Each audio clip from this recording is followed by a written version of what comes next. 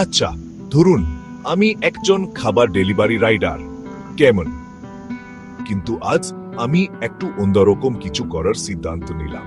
কারো খাবার পাচ্ছে দেওয়ার বদলে আমি নিজেই একটা অর্ডার দিলাম, সোজা একটা মেয়ের ঠিকানায়।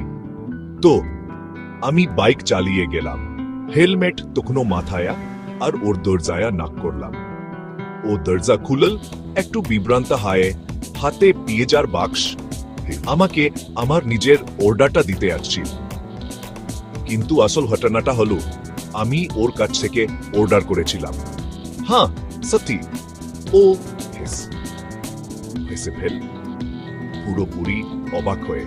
দাঁড়াও, তুমি আমার বাড়িতে খাবার অর্ডার করেছ? আমি মাথা নেড়ে বললাম, আসলে আমি শুনেছি তুমি নাকি এই এলাকার সেরা চা বানাও, তাই ভাবলাম একটু চেষ্টা করে দেখি। হঠাৎ করেই ব্যাপারটা খাবার নিয়ে কাম, আর মুহূর্তটা নিয়ে বেশি হয়ে গেল। আমরা দুজনেই হাসছিলাম, আর ও সত্যিই আমাকে এক কাপ চা খাওয়ার জন্য ভেতরে ডাকল।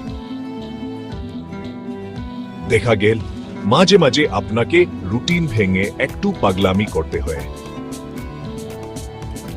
একটা ছোট অপ্রত্যাশিত অর্ডার, বেশ একটা নতুন বন্ধুত্ব শুরু হয়ে গেল। সুতরাং পরের বার এখন আপনি কাজে থাকবেন অথবা শুধু গতানুগতিক কাজ করে আবেন, একটু ভিন্ন কিছু করার চেষ্টা করুন। কে জানে, আপনার হয়তো একটা মজার গল্প বলার মতো কিছু তৈরি হতে পারে, আর হয়তো সারা জীবনের জন্য